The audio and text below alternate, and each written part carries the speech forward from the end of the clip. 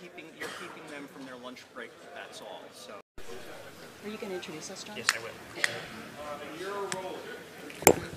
All right. Thank you very much. This is our last talk before lunch, so this is what's keeping you from an hour break. We're not going to be quite as strict on time, but nonetheless, there it is. This is talk about the Computer Fraud and Abuse Act by Aaron Kerr and Marcia Hoffman.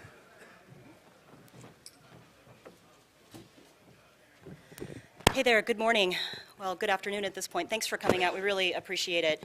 I'm Marcia Hoffman. I am a senior staff attorney with the Electronic Frontier Foundation, and I am really excited to have Professor Aaron Kerr with us today. I think this is the first HackerCon he's ever been to, and he's super excited to be here, and I think it is to the benefit of all of us that he's here because he's an extremely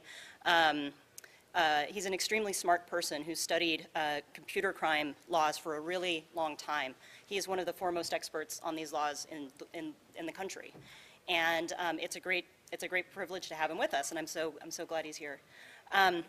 So when we first thought about doing a talk together, we were thinking, well, it'll be great to just talk about whatever's going on and is current and exciting at the time ShmooCon comes up. And as it so happens, of course, there are some very big developments, largely as a result of a very unfortunate thing, which is the suicide of Aaron Swartz.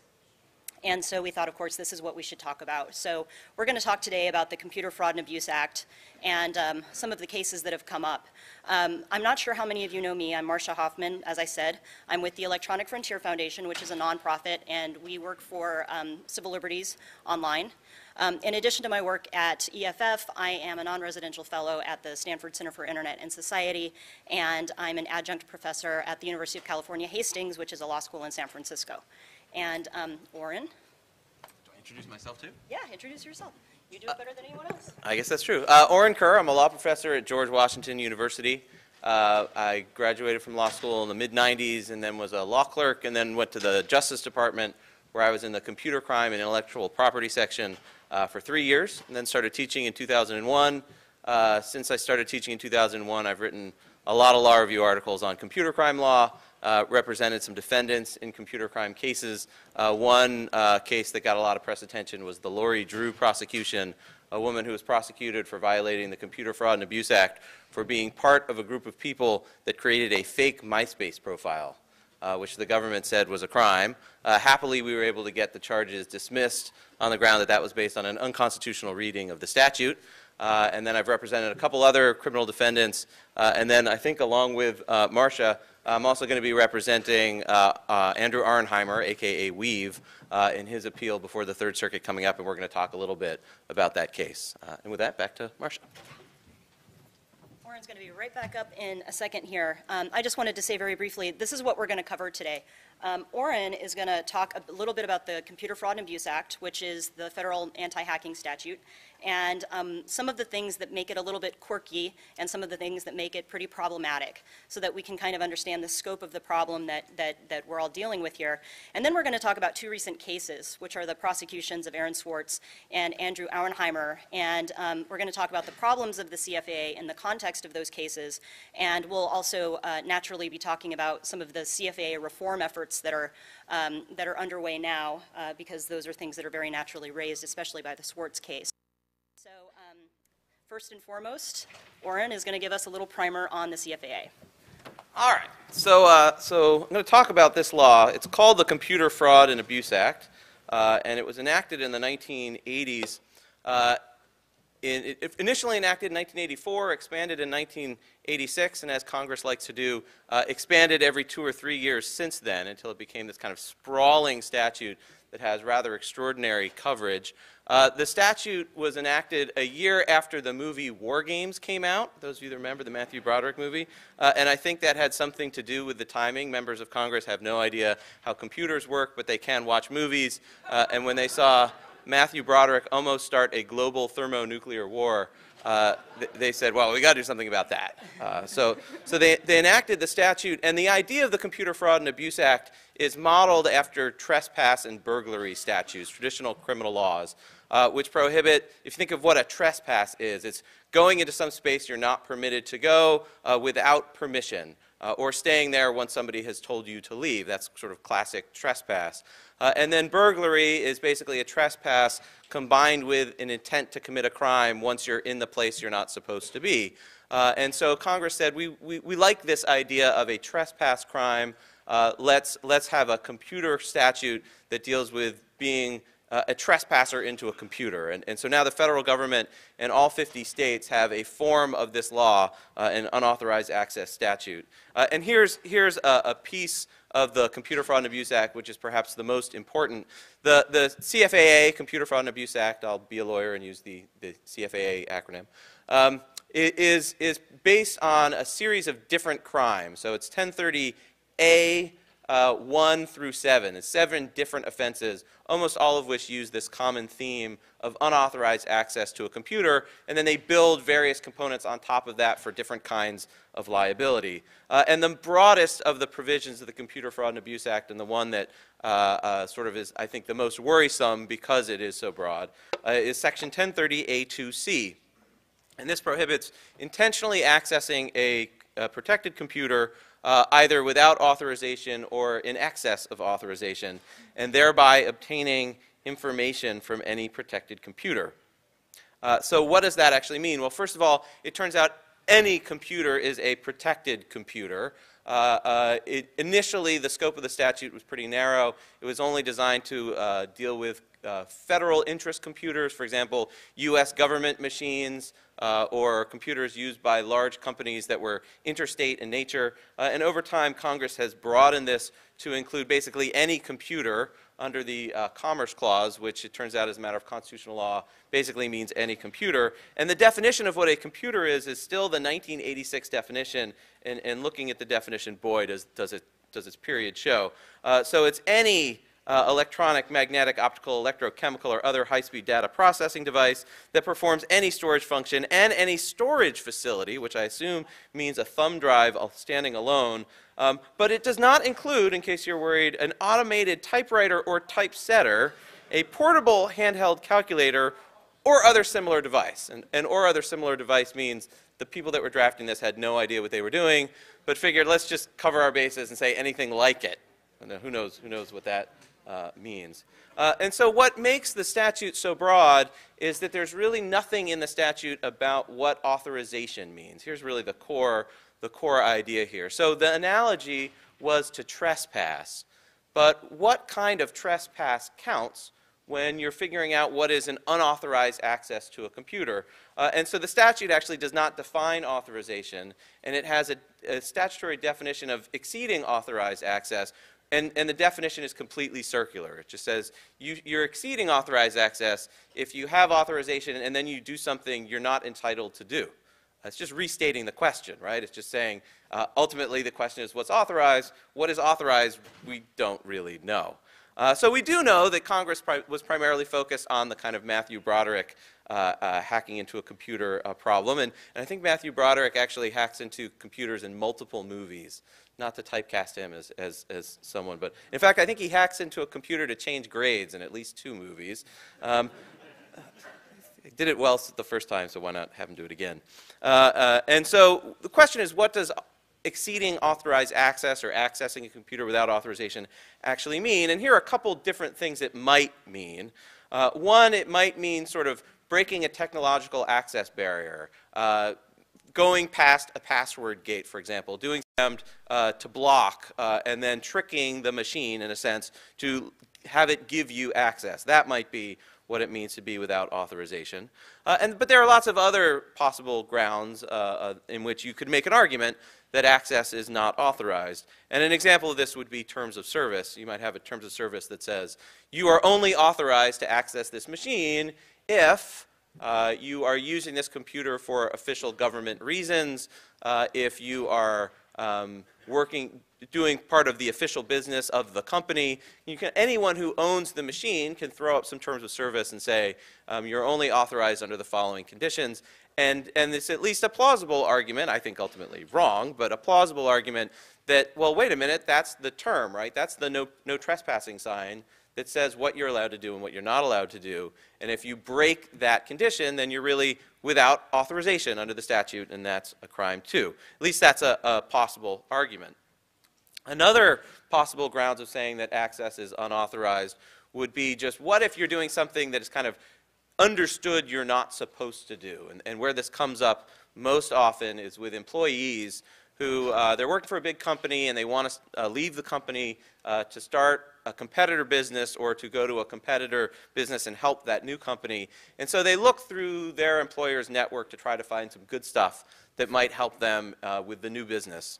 And then they end up leaving the company, taking some of the information behind, taking the info with them, and then the company says, hey, wait a minute, you were accessing our computer without authorization. Why? Well, it's understood that when we set up a computer, you're designed to use the computer to help us, and when you use the computer against our interests, you're no longer acting as our agent, and that's implicitly unauthorized. So that's what you can sort of think of as an agency approach to authorization, or what I've sometimes called a norms-based idea. It's just there's a social norm and understanding of what you're supposed to do and not supposed to do.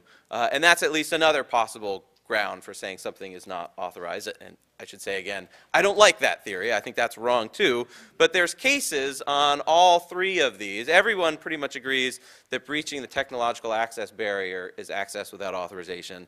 And then there's just a lot of disagreement as to what to do with the terms of service cases and the employee who's accessing the network with the intent to hurt the owner of the network. So there are a couple of other provisions of the statute that I wanted to briefly cover just to give you a feel for the overall scope of how the CFAA works. There's the unauthorized access prohibition, and its basic prohibition is a misdemeanor in Section 1030A2. But there are two other important sections of the statute, 1030A4 and A5, which allow for felony liability. The idea of 1030A4 is it's an unauthorized access, again, that same concept, designed to further a scheme to defraud. What is a scheme to defraud? Well, it's any sort of means of obtaining property, anything valuable through trickery or deceit. That's the basic idea. And then Section 1030A5 consists of actually a constellation of different prohibitions.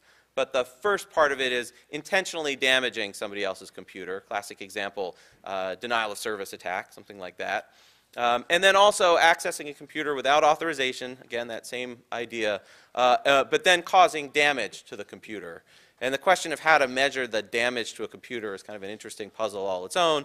But what courts have said is, well, that basically means the amount of loss that's incurred to the owner of the machine, which typically ends up being calculated based on how much time did they spend responding to the intrusion, what resources were put into that. And then they just say, okay, well, this employee spent X number of hours, and their typical rate for work is Y, and so let's multiply them and figure out a damage. It's what I learned in 6th grade is rate times time equals distance, like the first formula I ever learned.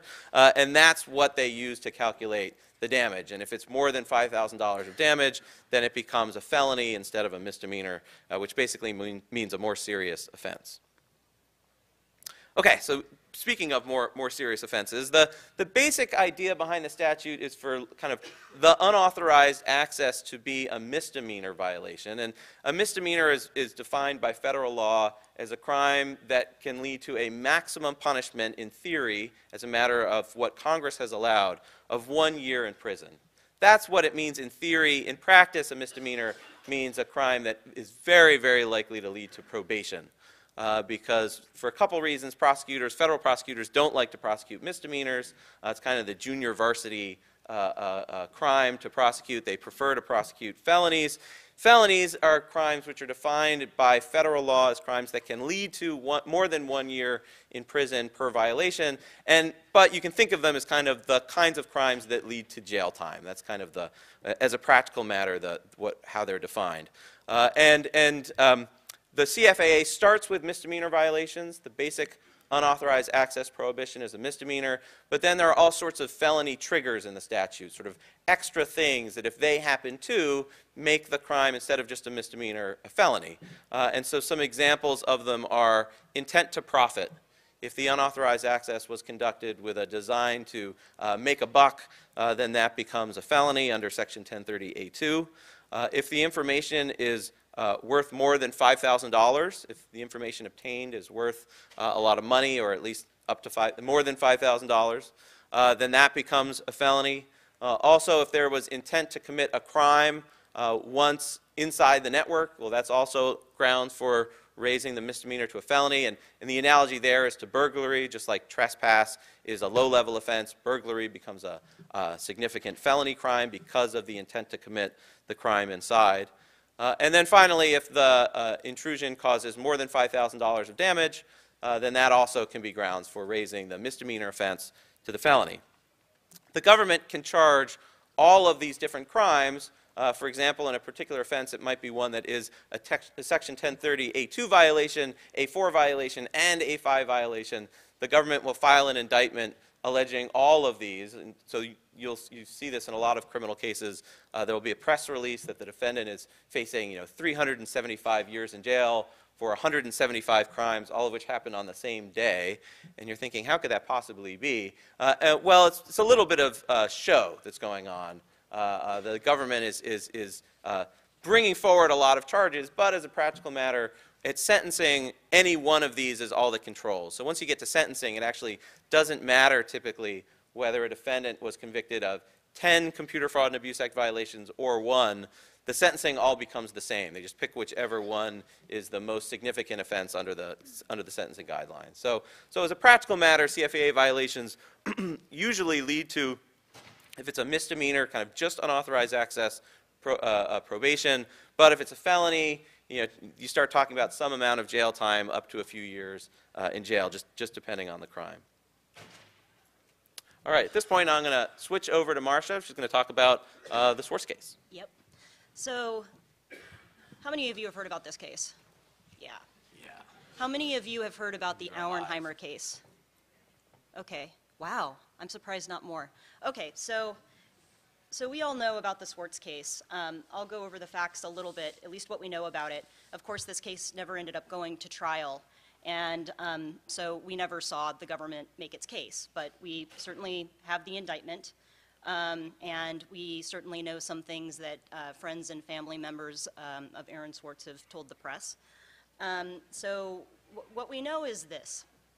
So Aaron was an activist and a programmer, and among other things did work with a center at Harvard as a fellow. And he had access, rightfully, he was permitted to access through his fellowship at Harvard, this service called JSTOR, which is basically an academic publisher. So it publishes academic articles and other academic literature. And generally, universities have some kind of a deal with JSTOR allowing access for the university's students and faculty and researchers so that they can, they can have access to these articles. So Aaron goes to the MIT campus, and he starts to download articles from JSTOR. He writes a script so that he is downloading them very, very quickly. He signs up for a guest account on the MIT network to do this. He signs up with a pseudonymous name and provides some other information that's not traceable to him as a person. And he starts to download these articles. At some point, MIT notices that there's some heavy traffic going on. They don't like it, and they try to block his IP address. And he circumvents the IP block, and at some point they try to block the MAC address of his computer. And he spoofs his MAC address and continues downloading. At some point, JSTOR actually decides to cut off access to blocks of IP addresses associated with MIT in order to stop this activity. So, there's very much kind of this back and forth going on, and Aaron is continuing to download these articles. At some point, apparently, he goes into a closet where there are servers stored. There seems to be some dispute about whether this was a locked closet or whether this was a closet he could just go into. but he wires directly into a server there and continues to download these articles.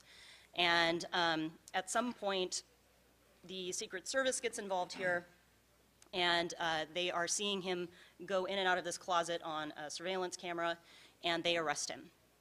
And he gets charged with 4 crimes.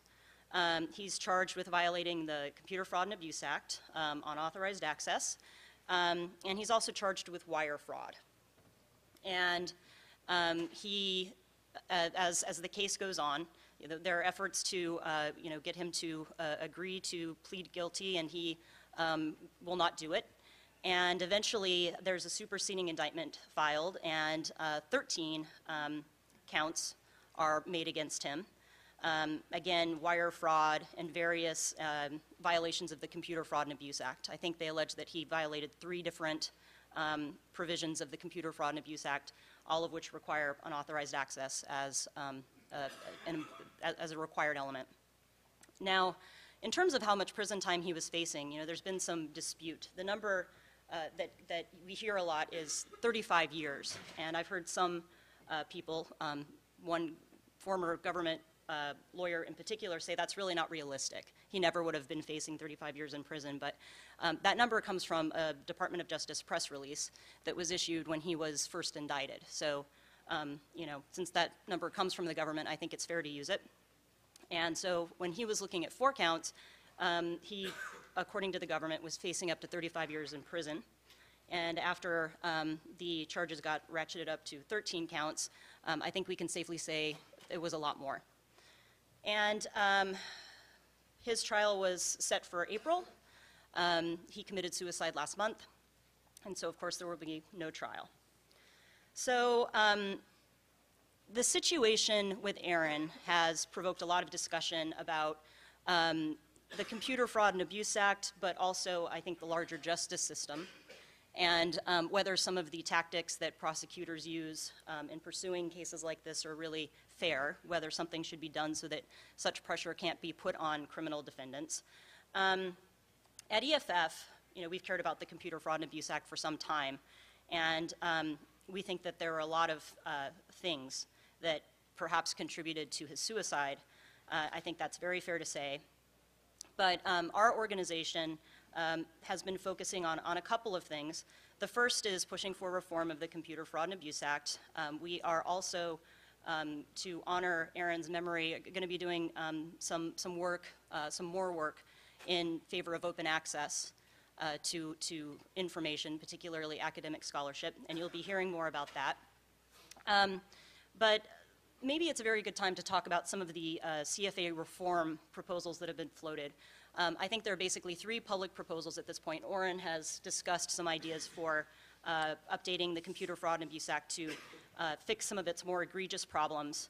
And EFF has worked with Jennifer Granick at the Stanford Center for Internet and Society and the ACLU and some other nonprofit organizations and other people who are just interested in these issues to try to come up with something that we can put forward. And I'll talk about that a little bit.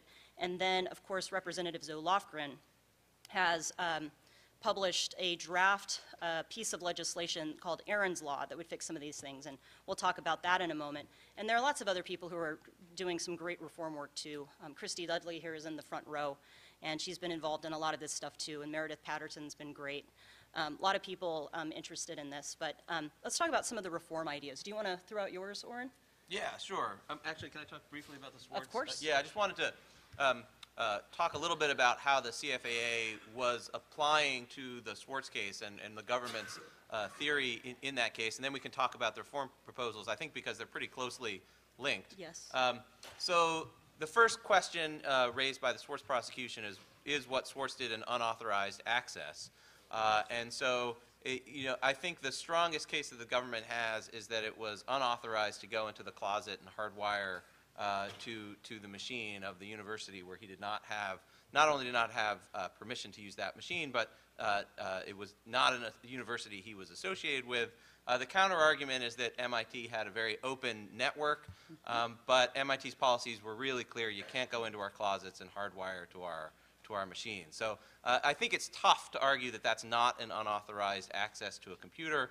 You can make a lot of arguments that it shouldn't be, that you should be allowed to go into somebody's closets and hardwire to their machine, but I think under the current statute it's kind of hard to argue that that isn't an unauthorized access. The closer cases there would be spoofing the IP address, spoofing the MAC address.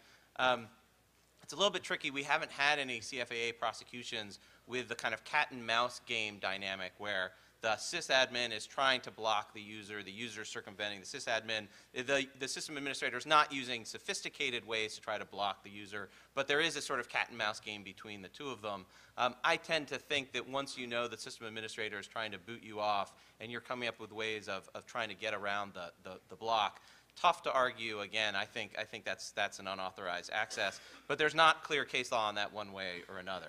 To my mind, it is breaching a technological access barrier because the system administrator is actively trying to take you off the network. They're sort of trying to block you.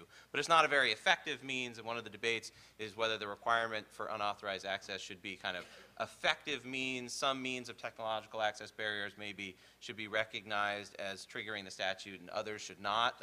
That's one of the issues. But once you cross the unauthorized access threshold, you start looking at what are the different felony triggers here. So the government charged Swartz with 1030A2, A4, and A5. Those are the three crimes that I'd mentioned. Under Section 1030A2, one of the ways of getting to felony liability is if the information to be obtained is worth more than $5,000. Well, in the case of Swartz, it seems like he was trying to download more than 5 million academic articles. Access to that database was being charged at a rate of up to around $50,000 per university.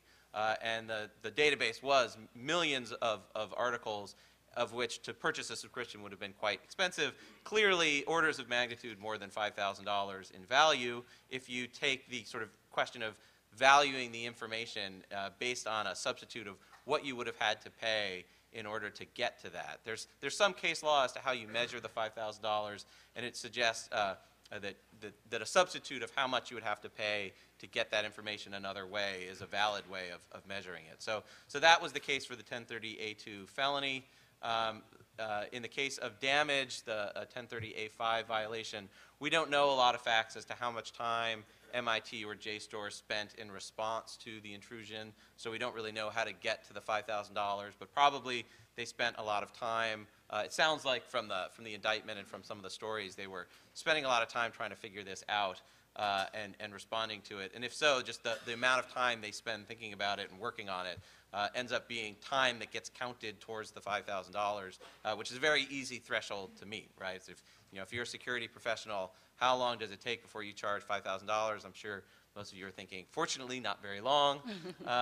But that's the threshold for felony liability. So I think there's a lot of fair questions in the Swartz case as to prosecutorial discretion, but at least based on the facts we believe are the case, we'll never know all the details because it didn't go to trial, so we didn't get to see both sides' case. But at least based on what we know, I think fair based on the statute as it exists today. Perhaps an abuse of prosecutorial discretion, we can talk about that aspect of it. But at least on the elements, it sort of seems to line up to the elements, which then prompts the question of should we reform the statute in order to either make that not a crime or a less serious offense. Can I add one thing before we get there?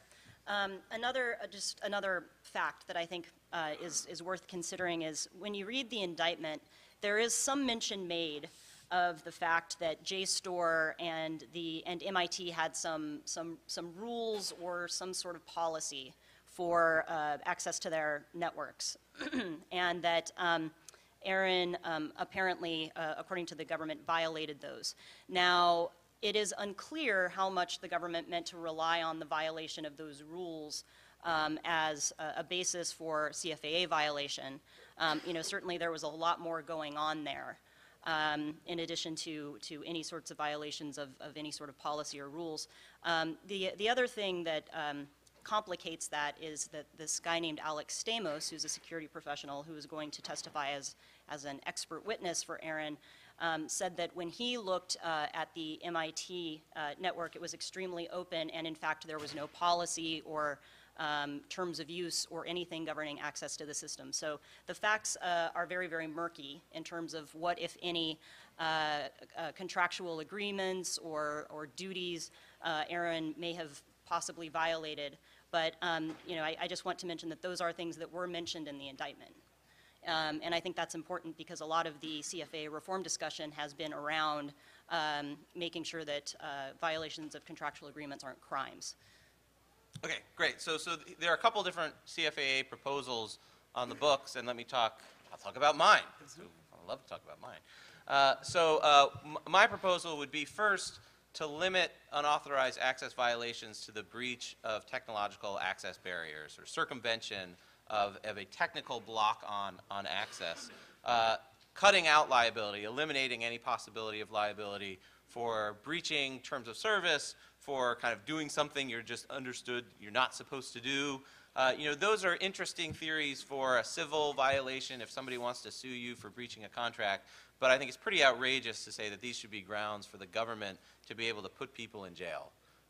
Breaching a contract is not something that is normally can lead to criminal liability, and not only that, the kind of written terms of service, nobody ever looks at them, nobody's aware of them. They're written to be gobbledygook. I mean, the real reason why terms of service exists, especially with you know, sites like you know, Facebook or Google or anything like that, the sort of big companies that we're visiting every day, they exist to give the providers a nice legal defense if they cut somebody's access and then the person sues them for cutting their access, says you violated my right to have a Facebook account or something like that. And Facebook can say, well, look at the terms of service, you breached the terms of service, so we don't have any duties to you.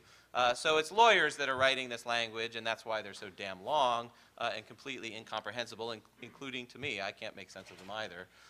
So it shouldn't be the case that that leads to liability. So my first proposal is to limit unauthorized access to the breach of technological access barriers. And exactly what unauthorized access means, I should say, is the subject right now of a disagreement among the circuit courts of appeals. Those are the federal courts just below the Supreme Court.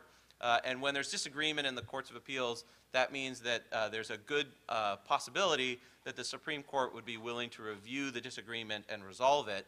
So it might be that this question of what unauthorized access means will be going up to the Supreme Court in the next year or two and lead to a Supreme Court decision on how to interpret the current version of the statute. Either way, I think the right reading is the narrow one, that some breach of a technological access barrier should be required to even get to misdemeanor violation under the statute. The next aspect of the proposals that I put forward is that the grounds for felony liability should be much higher than they are now. So there are a couple things which I think are pretty offensive about the current felony triggers under the statute. One is that if you have an unauthorized access in furtherance of any crime or tort under either federal or state law, then the misdemeanor becomes a felony. And the problem with this is that there are so many other federal crimes and so many possible grounds for tort liability. Tort liability is just kind of grounds for a lawsuit. That's just all that means.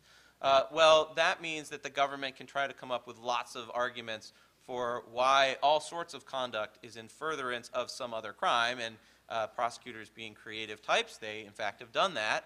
In one case, United States versus Sioni, they argued, it turns out, you know, I mentioned there's at 1030A2, A4, A5, there's a lot of overlapping criminal liability. In that case, the prosecutors argued that one unauthorized access was in furtherance of one of the overlapping unauthorized access statutes, turning the misdemeanor magically into a felony. And fortunately, with the help of the FF, and I advised on this case as well, the Fourth Circuit agreed that that was an impermissible reading of the statute, and you couldn't double count like that. Not to be deterred, the Justice Department has now taken another view. So I mentioned that all 50 states have unauthorized access statutes as well.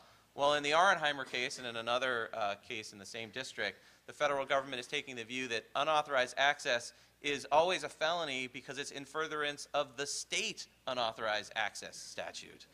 So what they're trying to do is they're taking this language, which is unfortunately statutorily broad, it says any federal crime, to double count and to make everything a felony, which is just that. I don't think that's a correct reading of the statute, because it has to be, for lots of legal geek reasons I won't go into, that in furtherance of any federal crime has to mean unrelated to the unauthorized access, or else it's completely circular.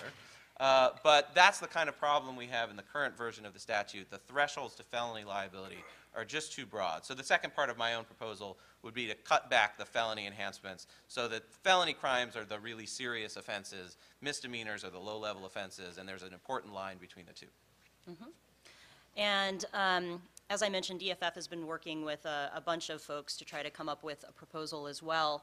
And basically, we agree with everything Aaron says. We think all of his ideas are good ideas, and Congress ought to change the law to reflect them. We have some additional ideas as well. We would go a little bit further. For one thing, so as Aaron mentioned, as a general matter, first-time offenses of the CFAA are misdemeanors, but they can become felonies in certain circumstances, like if they are committed for the purpose of what, $5,000 of financial gain, commercial advantage, and or in furtherance of a federal or state crime or tort. So we think that that needs to be scaled back a little bit, and more first-time offenses ought to be misdemeanors. And what we would suggest is that as a general matter, first-time offenses would be misdemeanors unless they are performed for commercial advantage or private gain that's more than $10,000, or they're in furtherance of a federal felony, only a felony. And in that case, a first-time offense would be a felony, but otherwise they would just be misdemeanors. Repeat offenses, of course, could be felonies. And that leads to another proposal that we have. So as a general matter, repeat offenses are felonies. And we have this concern that the law has been interpreted in a way where if you are charged with multiple counts of the CFAA, and as we've discussed, A2, A4, and A5 has some very duplicative overlap. We feel like if you're going to be hit with those harsher penalties because you're a repeat offender, it needs to be a situation where you were convicted of a crime under the CFAA in one instance, and then because of unrelated conduct, you were convicted of another one, and that perhaps should, be the basis for harsher penalties. But it shouldn't be the situation where you're a first-time offender, you've been charged with multiple CFAA counts based on, one episode of conduct. And then if you're convicted on the first count, then the others become repeat offenses. And you can be punished more harshly for that. We think that that should not be possible. And so we would like the CFAA amended to reflect that. So I think those are basically our two competing proposals. Oh, something else that's very important about our proposal is that we think that the law needs to reflect that there are times when people have authorization to access certain information, and they may perform technical workarounds to access that information in a way that might be sort of innovative or novel or not anticipated by the computer owner or by the individual giving authorization to access the information. So there can be situations where technical measures are not actually effective barriers to access, but basically sort of dictate the manner in which you access information. And we think that it should be okay under the CFAA to circumvent those technological measures. Those shouldn't be considered barriers. So and that's a concept that we're actually struggling a little bit to articulate. And if we could have help from all of you guys to do it, that would be fantastic. Because as it turns out, I think we've all learned that trying to draft language to make the CFAA better is a very challenging task. And a lot of us have been spending a lot of time on it, but we want to try to make sure that it protects the values that we want to protect, and the law penalizes the behavior that shouldn't be protected. So articulating those lines can be very challenging, and we really could use help doing that. Should we talk about Aaron's law a little bit as well, or should we move on? Oh, no, we can talk about it, sure. So there's a third proposal that's very publicly being debated called Aaron's Law. This is a draft piece of legislation. It hasn't actually been introduced in Congress yet. And it's being championed by Representative Zoe Lofgren. And she's put up two draft versions of this language, and she's solicited public feedback. And it's possible that we'll see another draft before it's ever introduced. But the first draft of the proposal was basically meant to fix the terms of use problem that we've discussed. And it basically said that it shall not be a violation of the CFAA or the wire fraud law, which was the other one that Aaron was charged under, simply to breach terms of use or some sort of contractual obligation or duty or policy.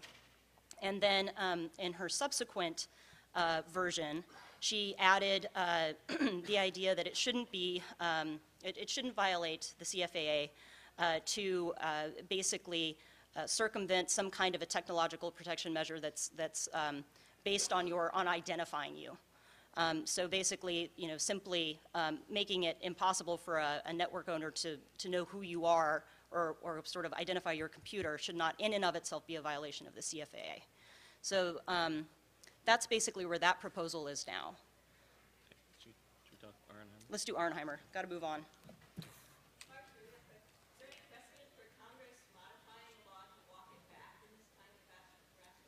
To walk it back? Yeah, that's a really good question. We're in Washington, right? Oh, yeah, the question was, is there any precedent for Congress actually narrowing criminal laws instead of broadening them? It happens once in a blue moon. I mean, we're in Washington, right? And what does Congress do when there's a problem? Pass a law other than Congress being the problem. Let's just assume that the problem out there. We'll pass a law, and if there's a law out there that already prohibits this, we'll pass another law. And if there's a second law, we'll pass a third law. And if there are already tons of different laws on this, we'll make them more severe. And we'll hope that that solves the problem. That's just sort of a common way, for a politician to think about these things realistically. But there's some precedent for Congress narrowing liability. It happens once in a while.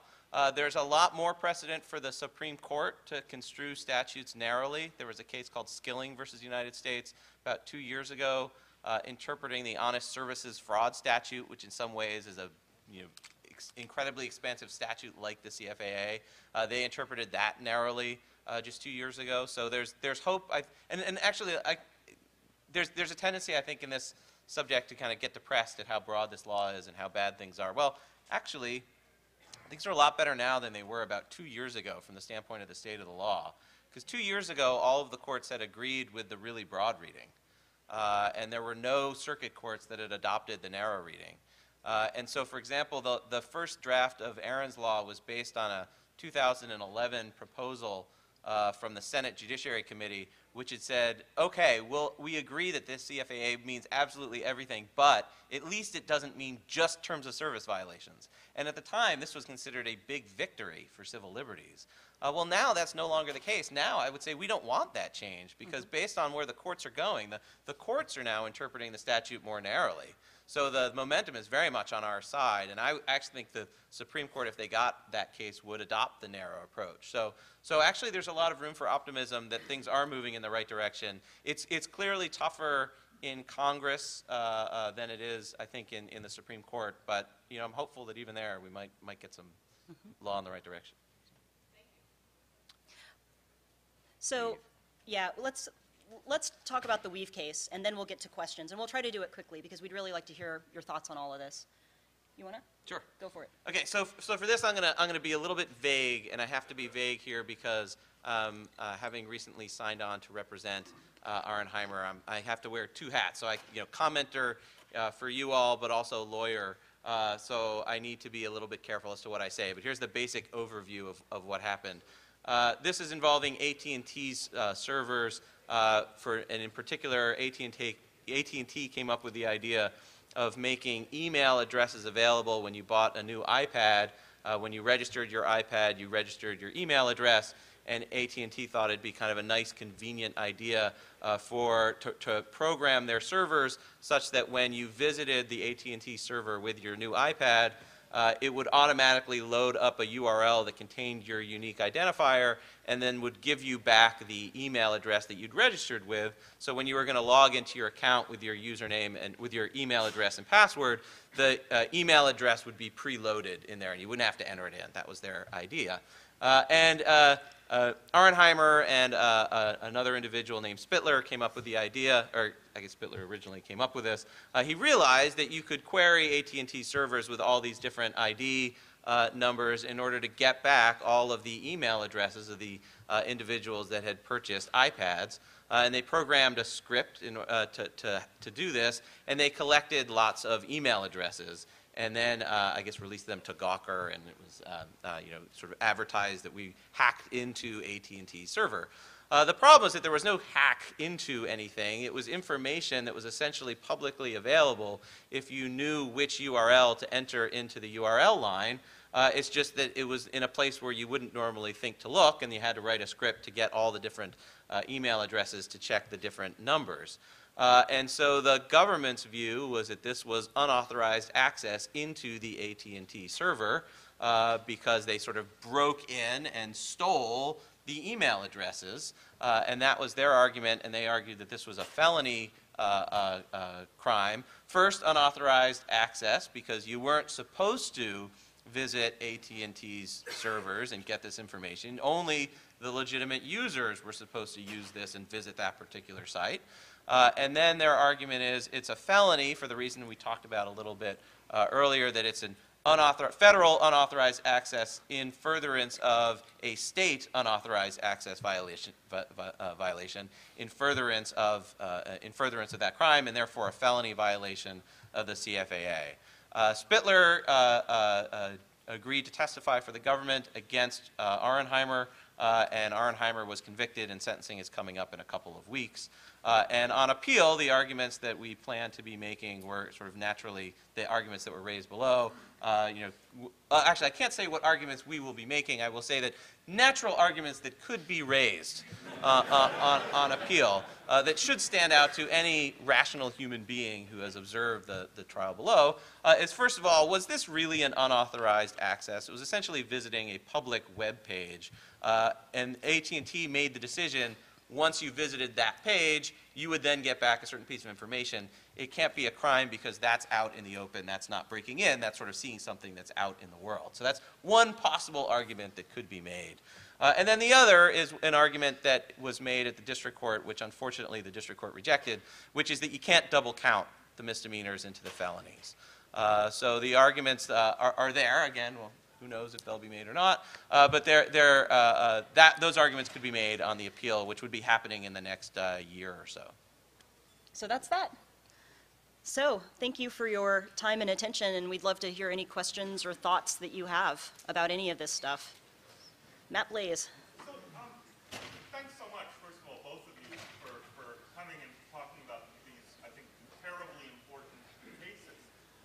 In both of these cases, that we talked about, which is prosecutorial discretion, and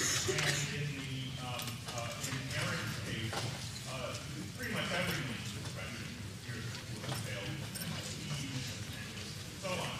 But no matter what changes the law we make, in the hands of someone who's responsible for using good judgment, if good judgment is not used, we're in trouble. And you want to talk about that at all? So Matt makes the point that I am. Oh. Yes, I'm repeating the question. Marcia, do you want to repeat the question? Yes, I'll repeat the question. Thank you. I'm sorry, was there a question? No, just kidding. So Matt Blaze raises the point that basically no matter what changes we make to the law, we still have this problem of prosecutorial discretion, and that's a big problem. And basically, what are our thoughts on that? And my feeling is that yes, it is a big problem, and it's something that's systemic to the criminal justice system. This is not something that is specific to computer crimes, and it's not something that is specific to the CFAA, and it's not something that was specific to Aaron Swartz or to Weave. I mean, this is something that criminal defendants deal with every day, and I think there are some great incentives for prosecutors to put a lot of pressure on the people that they're prosecuting, because then they don't have to go to trial.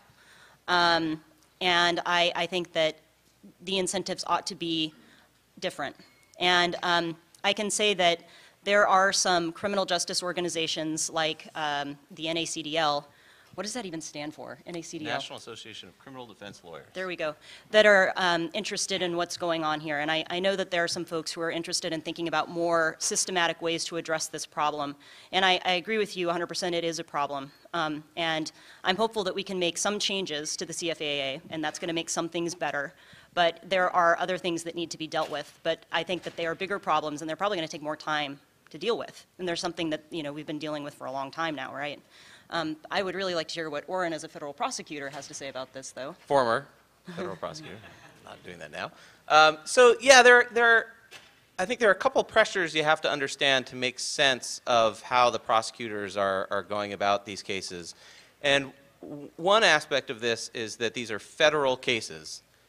And in the federal cases, the federal prosecutors tend to bring felony crimes, not misdemeanors. So there's the state criminal justice system, which is your street crimes, your low-level offenses, serious felonies, but like traditional physical world offenses, burglaries and robberies and rapes and murders. Those are typically state cases. And then the federal government deals with typically the interstate kind of issues. So wire fraud, which is fraud across state lines, and sort of white-collar offenses. And so for federal prosecutors to get involved, usually they only get involved if it's a pretty serious offense. And what's tricky is that computer crimes tend to be interstate crimes. Computer intrusion cases, not all of them, but almost all of them, a great majority, involve collecting evidence across state lines or even national lines.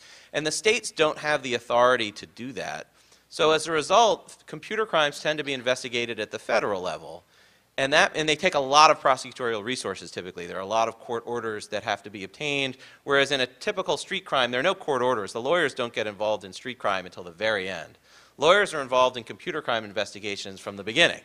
And so that means that lawyers are invested in their time. It's federal prosecutors. It takes a lot of resources. By the time they catch someone, they want the prosecution to matter, in part because it's very difficult, candidly, for them to catch people. The rates at which they actually figure out who's behind 1030 violations is very low. So when they catch someone, they've invested a lot of resources at the federal level. Federal prosecutors, as I'd mentioned before, generally don't like to bring misdemeanors. It's sort of embarrassing to bring a misdemeanor crime. So they'll bring a felony indictment, and then they might take a plea to a low-level, I think the first plea offer in the Swartz case that's been reported was 3 months in jail. That's kind of a level of jail time which is equivalent to what might be the case for a misdemeanor in some jurisdictions. But it was a felony indictment that was brought. So by the time the federal government has invested those resources and spent a lot of time on the case, finally caught someone, there are a lot of pressures to bring the felony case, not a misdemeanor. And unfortunately, it's not totally clear how you could get around this problem, I think, just as sort of a political economy of prosecution question. So to have a lot of low-level offenses, you need to be able to catch the low-level offenses, and to have sort of the more charges brought for misdemeanors, you'd need to have the states be able to investigate those cases, to be able to collect evidence across state lines, for the federal government to have more access to evidence, which would bring up all the privacy laws. You'd have to sort of change the privacy laws in order to give the federal government or state governments more power to investigate, in order to then reduce the pressure to bring felony prosecutions. And so there's a trade-off there between privacy and the severity of charges when they're brought. And I think that explains why you get this system now that when federal charges are brought, they tend to be felony charges. Now, I do think that the changes that we're suggesting to the Computer Fraud and Abuse Act would be really important, because by changing the threshold between misdemeanors and felonies, that would mean the federal government would not be able to charge felonies unless the facts were more serious. So as a result, they could do the investigation and they could catch the person in the end, assuming they do, and they would say, oh, well, this conduct is just a misdemeanor. So either we bring a misdemeanor prosecution or nothing. And they wouldn't have the discretion to bring the felony and then drop it down to sort of an equivalent misdemeanor pursuant to a plea. But that's some of the pressures that are on the prosecutors. In the back, there was a hand up for a while. Oh, yeah, in the back, sorry.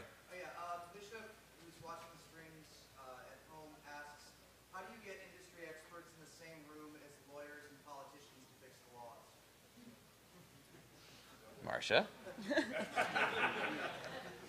So the question is, how do you get, did you say? Yeah, she says industry experts in the same room as the lawyers and the politicians to fix the law. How do you get industry experts in the same room as the lawyers and the politicians to fix the law?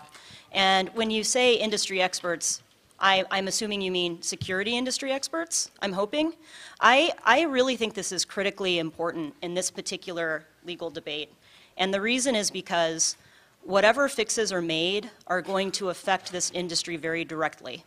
And we want to have a situation where security professionals can do good work and not be afraid of legal consequences that are completely overbearing and would otherwise chill socially valuable research that you all would otherwise be doing. We want to punish the bad stuff, but we want to enable the good stuff. And striking the right balance is something that we can't do without your help. And understanding the consequences of the various legal proposals is something that we can't do without your help. And so for all of you out there who are interested in this, by all means, please get in touch with us because we would love to hear your thoughts. And my email address is, in fact, if you want to hit the next slide, Oren, my email address is Marcia, M-A-R-C-I-A, @EFF.org. I would love to hear from all of you because I think it's critically important to get everybody involved. This needs to be a big push and it needs to be a big cooperative effort. Oh, and I should add that our email addresses were revealed based on our own consent. Yes. There was no hacking into There was no anyone's hacking server. involved. So you feel free to use those to email us. That's right. You wanna go?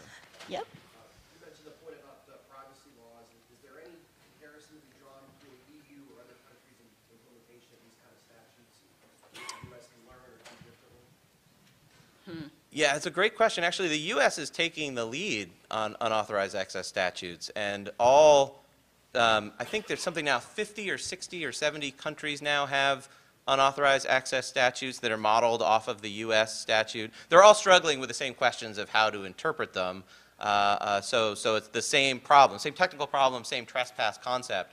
And the Council of Europe Cybercrime Convention requires the signatories to the convention to have some kind of an unauthorized access statute. So it's an international problem. Every country is kind of grappling with the same issue, but there are more cases in the U.S. than there are in other jurisdictions that I know of. So we're all trying to figure it out kind of at the same time. Over there? AT&T and telecoms in general notoriously fail at application security and security in general, obviously. But is there any initiative, is there any work being done on prosecuting companies themselves for what really looks like criminal negligence if you look at it hard enough? I mean, it's like they've got a building that's not up to code, and people are getting hurt. So basically the question is, are there any cases out there in which companies are prosecuted under a theory like criminal negligence or something else, basically because their security is really awful? Yeah. Yep, that's the question. Are you aware of any? No, I mean there aren't any criminal violations that would seem to apply. It's very rare for laws to criminally punish negligence. Usually for criminal punishment you need to act knowingly or at least recklessly, usually intentionally. Like all the CFAA violations are intentionally accessing without authorization. So there are proposals to make companies civilly liable, and in the case of a corporation, the difference between a criminal prosecution of a corporation and a civil claim isn't really that much of a big difference because it's not like they put the corporation in jail. But there are a lot of proposals for civil liability, but I haven't seen any for criminal. Yes? It seems like there may be sort of an incentive for an entity that is breached to overspend on the response. In one case, it would increase the penalty to felony, but also maybe civil. Is there any effort to deal with that? It seems like an incorrect incentive. That's a really good question. So basically what you're asking is so companies may tend to overspend on responding to a security incident or slip other things into that, basically sort of pad the number, which could have consequences in a CFAA prosecution or in a CFAA case, and perhaps in calculating the amount of loss that the company suffers or what have you. And I think that that's a big problem. The case law tends to suggest that too. Yeah, this is actually an issue that's come up in cases, and Yeah. Congress to its credit, actually kind of responded to this issue. So it came up in a case called United States versus Middleton back in 2000, in which the defendant argued that the victim had not really gotten to $5,000 because they spent way too much time responding to the intrusion. And the court said that you have to only count reasonable costs. So it can't be padded costs. And there's a bunch of civil case law where this comes up. So the CFAA has a civil component as well as a criminal component. And this is usually happening in business-to-business litigation where one company will say, well, we had expenses because our executives had to fly to New York to have a meeting to figure out what to do in response. And the court said, you can't count that. That's not about the computer intrusion. That's about kind of your PR problem. You can't count that. And then the amount of time spent has to be scrutinized for reasonableness. So if you're a defense attorney, you're in the sort of odd position of arguing that the victim was not acting reasonably in response. In fact, it can be even in good faith. Let's say there's someone who just overreacts to the problem. You can say, well, a reasonable reaction would have been much lesser, and therefore there's lesser damage. But this issue tends to be litigated mostly at sentencing, and at sentencing there's not, usually the judge will just say, oh, I think it's in this range, and they'll just announce it without giving a whole lot of thought to the methodology. But there actually is, the law actually does recognize that problem. For what it's worth, I saw a case in the last year or so in which a company who was suing a competitor for CFAA violations argued that the cost of having to hire lawyers to litigate the case went toward loss. And while the judge in that case never really delved into that, he accepted their assessment of loss. So I'm glad you think that's wrong. Yeah, that's wrong. I think we have, are we out of time, or do we have one more minute? Maybe one more question, and of course we'll be around. So yes, you? Just actually had something to add to the question. As somebody who's done investigations in the past as a consultant for various IGs and things like that, it's not so much padding as it is overreaction to how deep a violation or penetration has gone into the system, how much time it takes to, you go in very quickly and say this is what it was, but you're never going to be sure how far into the system the person is, and you have to expend additional resources, essentially to rebuild the system from scratch, because once the box has been popped, you're removing the, you can't trust the backups, you can't trust anything, so you have to start from scratch. So it's not so much padding as it is potentially an overreaction, depending on how you look at it, but it's not intentional. In most cases, it's not intentional, especially from a government. I think we're out of time. Yeah. All right. Thank you for coming. Thank you very much. Thank you. Did you have fun? Yeah. Aaron's going to be right back up in a second here. I just wanted to say very briefly, this is what we're going to cover today. Aaron is going to talk a little bit about the Computer Fraud and Abuse Act, which is the federal anti-hacking statute, and some of the things that make it a little bit quirky and some of the things that make it pretty problematic, so that we can kind of understand the scope of the problem that we're all dealing with here. And then we're going to talk about two recent cases, which are the prosecutions of Aaron Swartz and Andrew Auernheimer, and we're going to talk about the problems of the CFAA in the context of those cases, and we'll also naturally be talking about some of the CFAA reform efforts that are underway now, because those are things that are very naturally raised, especially by the Swartz case. So first and foremost, Aaron is going to give us a little primer on the CFAA. All right. So I'm going to talk about this law. It's called the Computer Fraud and Abuse Act, and it was enacted in the 1980s. Initially enacted in 1984, expanded in 1986, and as Congress likes to do, expanded every 2 or 3 years since then until it became this kind of sprawling statute that has rather extraordinary coverage. The statute was enacted a year after the movie War Games came out, those of you that remember the Matthew Broderick movie, and I think that had something to do with the timing. Members of Congress have no idea how computers work, but they can watch movies, and when they saw Matthew Broderick almost start a global thermonuclear war, they said, well, we got to do something about that. So they enacted the statute, and the idea of the Computer Fraud and Abuse Act is modeled after trespass. You're keeping them from their lunch break, that's all. So. Are you going to introduce us, John? Yes, I will. All right. Thank you very much. This is our last talk before lunch, so this is what's keeping you from an hour break. We're not going to be quite as strict on time, but nonetheless, there it is. This is talk about the Computer Fraud and Abuse Act by Oren Kerr and Marcia Hoffman.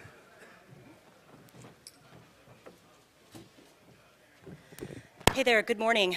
Well, good afternoon at this point. Thanks for coming out. We really appreciate it.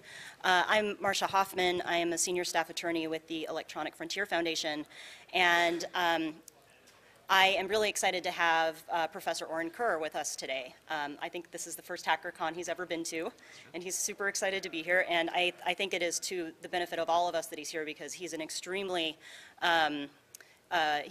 smart person who's studied computer crime laws for a really long time. He is one of the foremost experts on these laws in the country, and it's a great privilege to have him with us, and I'm so glad he's here.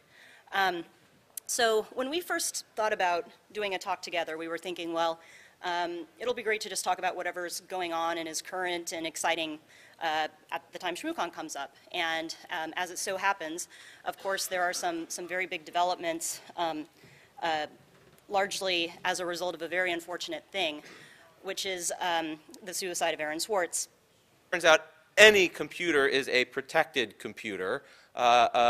Initially, the scope of the statute was pretty narrow. It was only designed to deal with federal interest computers, for example, U.S. government machines or computers used by large companies that were interstate in nature. And over time, Congress has broadened this to include basically any computer under the Commerce Clause, which it turns out as a matter of constitutional law basically means any computer. And the definition of what a computer is still the 1986 definition, and looking at the definition, boy, does its period show.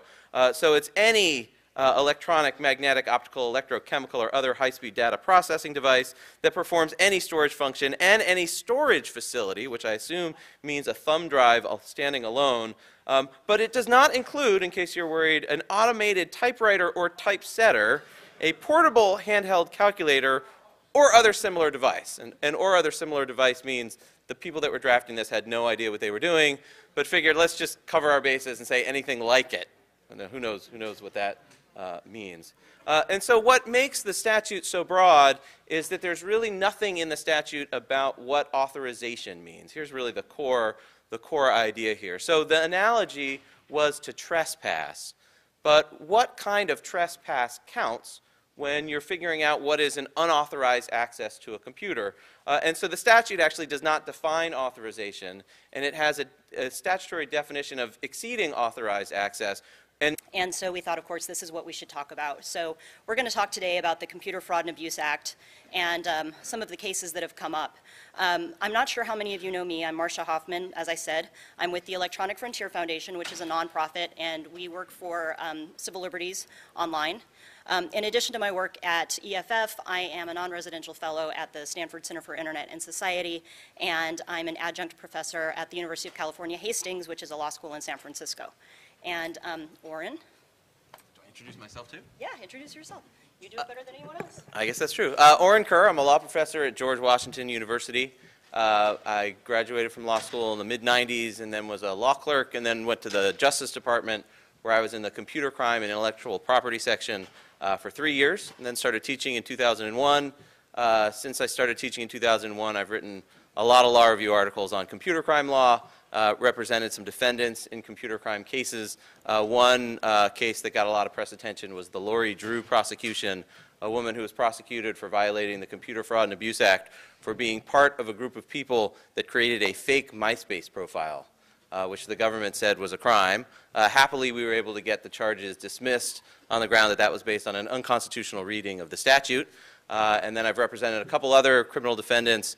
And then I think along with Marcia, I'm also going to be representing Andrew Auernheimer, a.k.a. Weave, in his appeal before the Third Circuit coming up, and we're going to talk a little bit about that case. And with that, back to Marcia. And burglary statutes, traditional criminal laws, which prohibit, if you think of what a trespass is, it's going into some space you're not permitted to go without permission, or staying there once somebody has told you to leave. That's sort of classic trespass. And then burglary is basically a trespass combined with an intent to commit a crime once you're in the place you're not supposed to be. And so Congress said, we like this idea of a trespass crime.